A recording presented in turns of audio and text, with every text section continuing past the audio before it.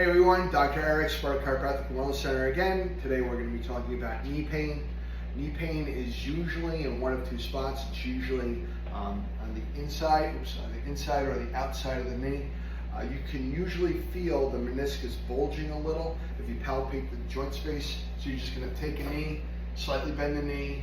You're going to come up until you feel that tibial plateau, and you're just going to dig in and see if you can feel a little bit of sponginess on one side or the other. Right, I don't have that, but what we're looking for is if it's on the inside, it's one protocol. If it's on the outside, it's a different protocol. Right, the inside of the knee is usually victim to your arch dropping. We're going to go through some stretches, activation, integration exercises to help with that. If it's on the outside, it's usually from a tight IT band. Same thing, we're going to go through some activation, stretching, and integration exercises with that. So for the inside of the knee pain, we're dealing with the dropped arch. First thing we're going to do is stretch. We're going to stretch out our calves. We're going to stretch out our calves in 3 different positions. See this? Okay. Right. I'm going to stretch from the straight leg position. Right. We're going to hold each stretch for 30 seconds. And then, keeping our heel on the floor, we're going to bend the knee. That's a separate stretch. The first one, we're stretching out a muscle called the gastrocnemius, which is one of our calf muscles. The second one is our soleus, again a calf muscle. And lastly, what we want to do is do a modification. So we move our foot out slightly, pigeon toe the foot, roll the foot, press the heel to the floor. And we're just stretching out a completely different muscle at that point as well. So those 3 stretches. Right? For activation, we want to activate both our tibialis anterior and posterior muscles. If we look at our arch from the side, it should look like this. The tibialis anterior pulls up on our arch by doing this. The posterior pulls up on the arch by doing this. So it runs from our heel to our big toe, and that's how we're going to activate it, right? So the first one, tibialis anterior, we're going to put our foot out in front of us.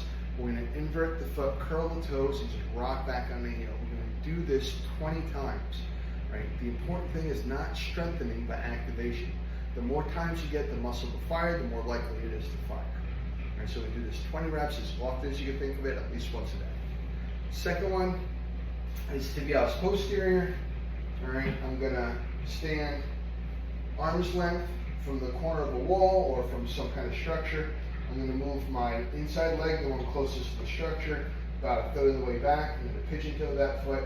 I'm gonna roll my weight onto the inside of my foot, and then I'm gonna push up. I should feel this not only in my calf, but in the bottom of my foot if I'm doing it correctly. Again, we're gonna do 20 reps of this. If you have difficulty, because a lot of people have a extremely weak tibialis posterior, so I'm going to show you how to cheat with it. We're going to do something called a negative accentuated exercise.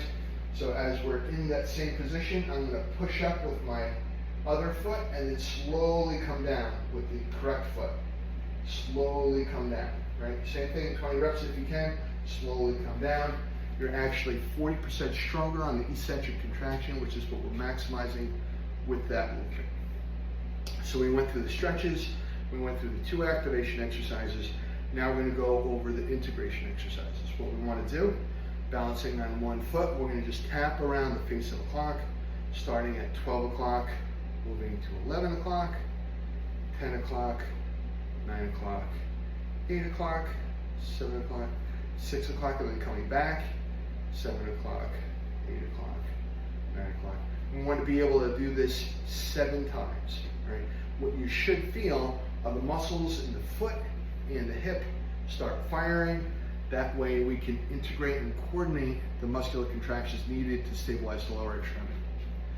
Now, for the outside of the knee, we have to stretch out the 2 muscles that tense our IT band are going to be our glute max and our TFL. So we're going to go through a glute max stretch first.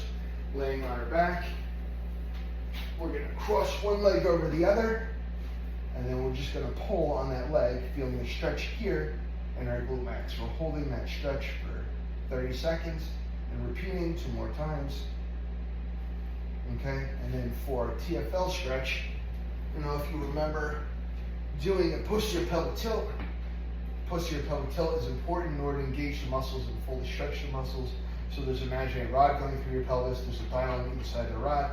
What we want to do is just rock that rod backward by squeezing our butt and our glutes, our glutes and our abdominal muscles.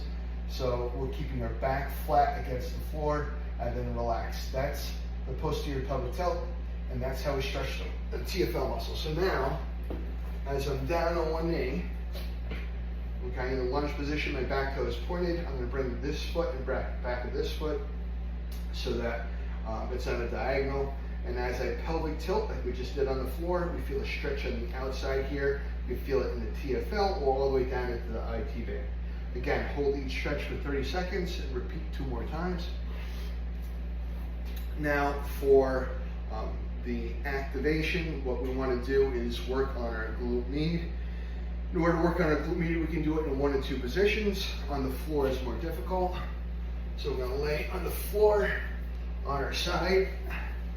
All right, ideally our shoulders, our hips, let me get down a little bit. Laying on the floor on our side, ideally up against the wall. Our shoulders, our hips, and our feet are all against the wall.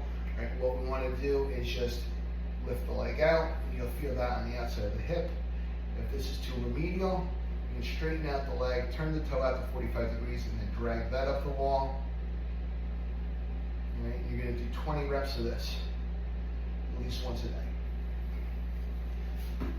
Following that, again, what we're going to do is the toe tap and reach. So we're standing on one foot.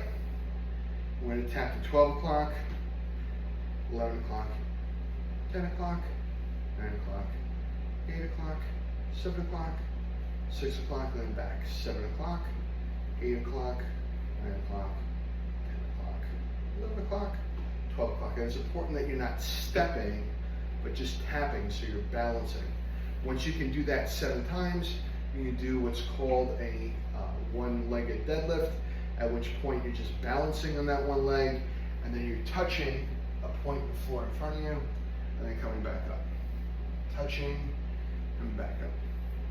And touching and back up. And that's the protocol for the knee. It's not only important that you do these exercises, but also you find a chiropractor that's proficient in both spinal and extremity adjusting so you can get the maximum benefit. It's important not only that the joint's able to move through a full range of motion, but also that the nerves are enabling the muscles to activate properly. Good luck.